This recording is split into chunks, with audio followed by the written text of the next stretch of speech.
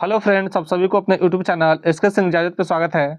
आज हम इस वीडियो में एसएससी जीडी एग्जाम 2025 जो कि 19 फरवरी फर्स्ट शिफ्ट का पूर्ण हो चुका है, तो चलिए इसके सभी क्वेश्चन को हम लोग देख लेते हैं। उससे पहले यदि आप मेरे चैनल पर न्यू हैं तो आप लोग चैनल को सब्सक्राइब अवश्य कर लें, क्योंकि जब भी हम ऐसे वीडियो लाएं आप लोग को तुरंत से मिल जाए। तो यहाँ पे फर्स्ट क्वेश्चन पूछा गया था, प्रसिद्ध नृत्यांगना टी बाला सरस्वती निम्नलिखित में से किस नृत्य शैली के प्रतिपादक थी? तो भारतनाट्यम के प्रतिपादक थे, तब लोग का भारतनाट्यम इसका करेक्ट आंसर हो जाएगा। बात कर ले टी बाला सरस्वती के बारे में, तो इनको 1957 में पद्म भूषण से सम्मानित किया गया था और 1977 में पद्म विभूषण से सम्मानित किया गया था और 1973 में मद्रास संगीत नाट्य अकादमी संगीत कला निधि से सम्मानित किया गया था। ये भी आप लोग ध्यान रखिएगा, क्योंकि यहाँ से कई बार क्वेश्चन पूछ लिया गया है कि इनको पद्म भूषण कब मिला है और इनको पद्म विभूषण कब मिला है। यहाँ पर नेक्स्ट क्वेश्चन पूछा गया था, किस पंचवर्षीय योजना के बाद रोलिंग प्लान लागू किया गया था? तो पांचवी पंचवर्षीय योजना के बाद लागू किया गया था, तो आप लोग का पांचवी पंचवर्षीय योजना करेक्ट आंसर हो जाएगा। बात कर ले, यह 2 वर्षीय योजना थी जो 1978 से 1980 तक चला था। यहाँ पे नेक्स्ट क्वेश्चन पूछा गया था, प्रथम एशियाई खेल निम्नलिखित में से किस वर्ष आयोजित किए गए थे? तो 1951 में किया गया था, जो कि भारत के नई दिल्ली में आयोजित किया गया था। तो आप लोग को यहाँ पे वर्ष पूछा था तो 1951 आप लोग का करेक्ट आंसर हो जाएगा। और बात करें कहाँ पे आयोजित किया गया था, तो भारत के नई दिल्ली में आयोजित किया गया था। देख लेते हैं इसके कुछ एक्स्ट्रा फैक्ट में हम लोग। इसे एशियाड के नाम से भी जाना जाता है। अब तक थाईलैंड ने इसे सबसे ज़्यादा बार एशियाई खेलों के मेजबानी किया है। ये भी क्वेश्चन पूछ लिया गया है कि सबसे ज़्यादा बार एशियाई खेल का मेजबानी कौन किया है, तो थाईलैंड द्वारा किया गया है। ये 1966 में किया, 1970, 1978 और 1998 में इसको किया था। ये भी आप लोग ध्यान रखिएगा। यहाँ पे देख लेते हैं आगामी इसके एशियाई खेल के होने वाले के बारे में।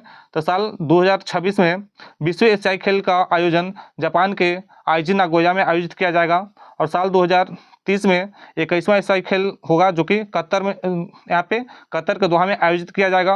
और यहाँ पे 2034 में जो कि 22वें एशियाई खेल का आयोजन किया जाएगा, जो कि सऊदी अरब के रियाद में आयोजित किया जाएगा। ये भी आप लोग ध्यान रखिएगा।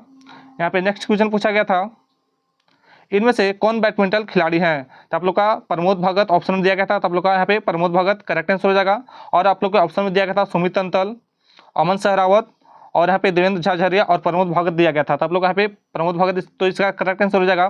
बात कर ले सुमित अंतल के बारे में, तो जैवलिन थ्रो से संबंधित है, अमन सहरावत कुश्ती से संबंधित है और देवेंद्र झाझरिया ए भाला फेंक से संबंधित है। ये भी आप लोग ध्यान रखिएगा। बात कर ले यहाँ पे प्रमोद भगत के बारे में, क्योंकि कई खिलाड़ी के बारे में पूछा गया को कहाँ से संबंधित है, तो बिहार के वैशाली जिले से संबंधित है। ये भी आप लोग ध्यान रखिएगा।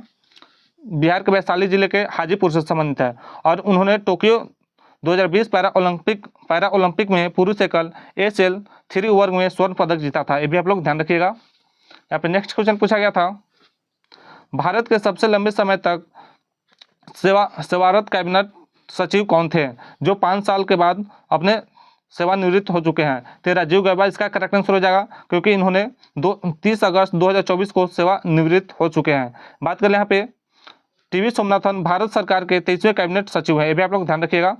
यहाँ पे नेक्स्ट क्वेश्चन पूछा गया था, पद्मजा सुरेश किस शास्त्रीय नृत्य से संबंधित है? तो भारतनाट्यम से संबंधित है, तो आप लोग का भारतनाट्यम करेक्ट आंसर हो जाएगा। यहाँ पे नेक्स्ट क्वेश्चन पूछ लिया गया था, भारतीय नौसेना के 26वें नौसेना अध्यक्ष कौन है? तो एडमिरल दिनेश त्रिपाठी हैं, तो आप लोग का दिनेश त्रिपाठी इसका करेक्ट आंसर हो जाएगा। बात करें इनके बारे में, दिनेश त्रिपाठी ने एडमिरल आर हरि कुमार के स्थान लिया है, जो कि 29 अप्रैल 2024 को सेवानिवृत्त हो चुके थे। भी आप लोग ध्यान रखिएगा। और बात करें यहाँ पे नौसेना दिवस कब मनाया जाता है, तो 8 दिसंबर को मनाया जाता है। भी आप लोग ध्यान रखिएगा। यहाँ पे नेक्स्ट क्वेश्चन पूछा गया था, 2011 की जनगणना के अनुसार सबसे अधिक दूसरा लिंगानुपात वाला राज्य कौन है? तो आप लोग का तमिलनाडु इसका करेक्ट आंसर हो जाएगा। बात करें लिंगानुपात के बारे में, तो 1000 पुरुषों पर महिलाओं की संख्या को देखा जाता है, उसे लिंगानुपात कहते हैं हम लोग।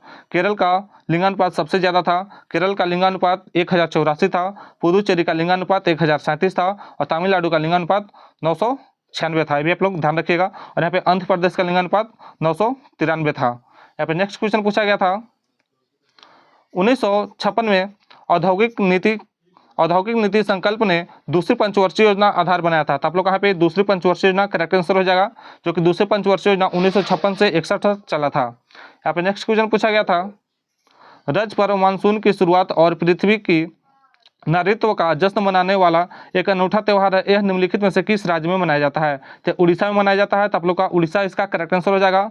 और इस और इस त्यौहार को मिथुन संक्रांति के नाम से भी जाना जाता है।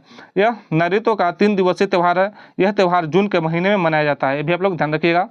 यहाँ पे नेक्स्ट क्वेश्चन पूछा गया था, भारतीय संविधान के किस अनुच्छेद के अनुसार राज्य कुछ मामलों में काम, शिक्षा और सार्वजनिक सहायता का अधिकार सुनिश्चित करेगा? तो ये आर्टिकल नंबर 41 में कहा गया है। तो आप लोग का अनुच्छेद 41 इसका करेक्ट आंसर हो जाएगा। यहाँ पे नेक्स्ट क्वेश्चन पूछा गया था, पानी और स्विमिंग पूल के साफ करने के लिए किस विरंजक चूर्ण का प्रयोग किया जाता है? तो कैल्शियम हाइपोक्लोराइड का किया जाता है। तो आप लोग का कैल्शियम हाइपोक्लोराइड इसका करेक्ट आंसर हो जाएगा।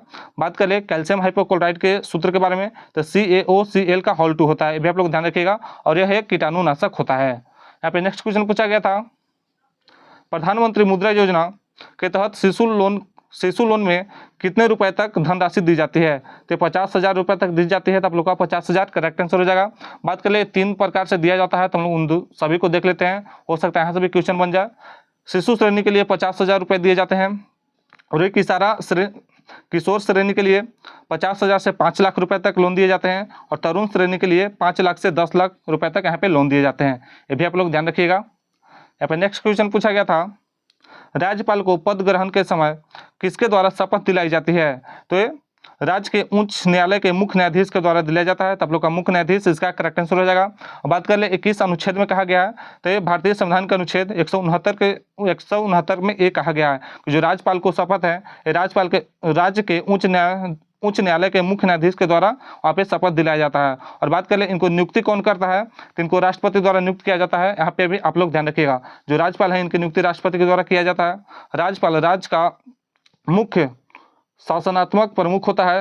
राज्यपाल मुख्यमंत्री और राज्य के अन्य मंत्रियों को शपथ दिलाते हैं। ये भी आप लोग ध्यान रखिएगा। यहाँ पे नेक्स्ट क्वेश्चन पूछा गया था, बंगाल विभाजन किसके शासनकाल में हुआ था? तो लॉर्ड कर्जन के काल में हुआ था। तो आप लोग का लॉर्ड कर्जन इसका करेक्ट आंसर हो जाएगा।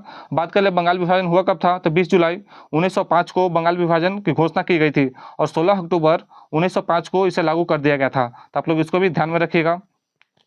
देख लेते हैं। यहाँ पे नेक्स्ट क्वेश्चन पूछा गया था, पहाड़ों के बीच जमा पानी को आमतौर पर जलाशय कहा जाता है। इसे क्या कहा जाता है? इसको रिजर्वायर कहा जाता है। तो यहाँ पे रिजर्वायर इसका करेक्ट आंसर हो जाएगा। आप लोग क्वेश्चन ये पूछा गया था कि जो पहाड़ों के बीच में जमा पानी को आमतौर पर क्या कहा जाता है? तो हिंदी में जलाशय होता है और इंग्लिश में रिजर्वायर होता है। तो आप लोग का रिजर्वायर इसका करेक्ट आंसर हो जाएगा। यहाँ पे नेक्स्ट क्वेश्चन पूछा गया था, महाजनपद काल के दौरान शासक भाग या हिस्सा नामक कर वसूलते थे, जो कि कृषि का उपज का कितना हिस्सा था? तो 1/6 भाग लेते थे। तो आप लोग का 1/6 भाग इसका करेक्ट आंसर हो जाएगा। यह कर राज्य के लिए राजस्व का एक प्रमुख स्रोत था। ये भी आप लोग ध्यान रखिएगा। यहाँ पे नेक्स्ट क्वेश्चन पूछा गया था, जो कि हिंदी से था, जिसके समान कोई दूसरा न हो उसे क्या कहते हैं? तो उसे अद्वितीय कहते हैं। तो आप लोग का अद्वितीय यहाँ पे इसका करेक्ट आंसर हो जाएगा। नेक्स्ट क्वेश्चन यहाँ पे पूछा गया था, खीर शब्द का तद्भव पूछा गया था। तो खीर का तद्भव क्षीर होता है, तो इसका क्षीर करेक्ट आंसर हो जाएगा। यहाँ पे नेक्स्ट क्वेश्चन पूछा गया था, अनुकूल शब्द का विलोम क्या होता है? तो अनुकूल शब्द का विलोम प्रतिकूल होता है। तो आप लोग का यहाँ पे प्रतिकूल करेक्ट आंसर हो जाएगा। यहाँ पे अगला क्वेश्चन पूछा गया था, 1 और 1 11 एक मुहावरा है, जिसका मतलब क्या होता है? तो 1 और 1 11 का मतलब होता है एकता में शक्ति होती है। तो आप लोग को एकता में शक्ति होती है, इसका एक करेक्ट आंसर हो जाएगा। यहाँ पे नेक्स्ट क्वेश्चन पूछा गया था, उद्धत शब्द का विलोम पूछा गया था। तो उद्धत शब्द का विलोम विनीत होता है। तो आप लोग यहाँ पे विनीत करेक्ट आंसर हो जाएगा। यहाँ पे नेक्स्ट क्वेश्चन पूछा गया था, उत्थान शब्द का विलोम पूछा गया था। तो उत्थान का पतन होता है। तो आप लोग यहाँ पे पतन इसका करेक्ट आंसर हो जाएगा। तो क्या आज हमें दोस्तों के द्वारा इतना सभी क्वेश्चन मिल चुका था। अगर मेरा वीडियो अच्छा लगा हो तो आप लोग मेरे वीडियो को एक लाइक अवश्य कर दीजिएगा, और मेरे चैनल पर न्यू है तो आप लोग चैनल को सब्सक्राइब भी अवश्य कर लीजिएगा। तब तक मिलते हैं नेक्स्ट वीडियो में।